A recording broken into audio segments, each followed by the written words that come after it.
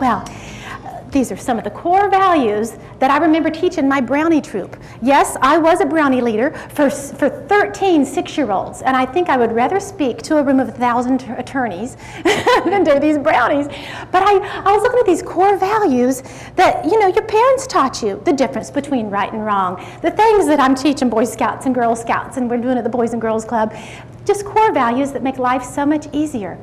Well, I'm going to share some with you. Respect, values, integrity, reputation, dignity, honesty, character, ethics, honor. It sounds like I make an application to get into West Point, doesn't it? Because these values are what success is truly built on. It's absolutely built on it. Now, who in here is in construction as part of your career? Yes. Now, if I'm sophomoric, please forgive me, but this is a great construction metaphor that I just absolutely love. The character blueprint. When I lived in Tallahassee, I had the opportunity to design a house, and I was so excited, and the draftsman finished the blueprints, and they were so beautiful. And you know, on the front copy of blueprints, you typically see the outside. Yeah, the Palladian windows, the hip gable roof, the landscaping, the beautiful double front door that's 7 feet tall, all these wonderful things on the outside, yeah? Which is what you see when you meet people, is what's on the outside till you get to know them, huh? And then you turn to the next page on the blueprint, and okay, it's gonna show you where the walls go, where the toilets sit, where you've got doors, where you've got windows. Okay, we're laying a plan, getting things all lined up to have things in their proper places to make the whole system work here. And then you've got your electrical plan, and as you get to the very back of a stack of blueprints, the very last page is typically the foundation.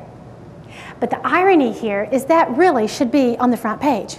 It is the absolute most valuable part of any design of any building, because if you do not build the foundation strong and fortified with character, then unfortunately it won't matter what else you put on top of it.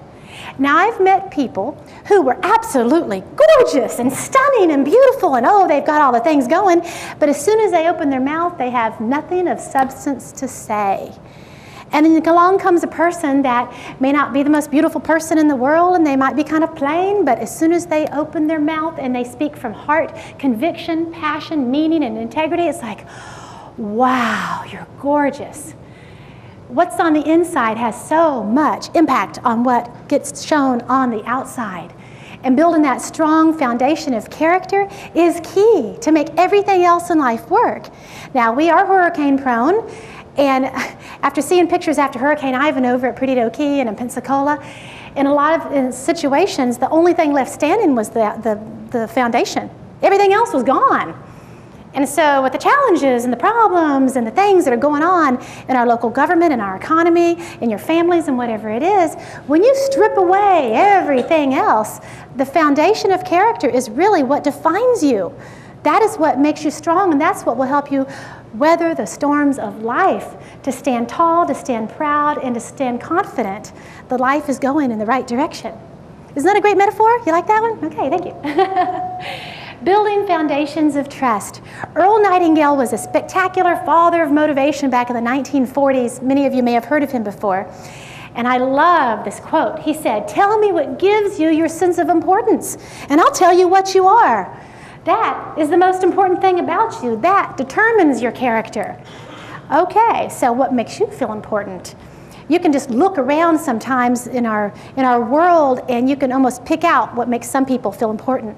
Some people, like the people that were arguing that had the fancy car in the driveway, their importance came from having stuff. They thought success was financial, abundance.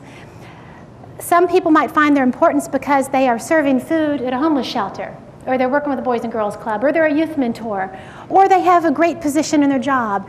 It comes in all different interpretations. Just like your passion is a very individual job for you on the inside, so is what's important to you. So what gives you your sense of importance? Because if it is empowering other people, if it is serving your community, if it is giving of yourself, oh, you become rich beyond description.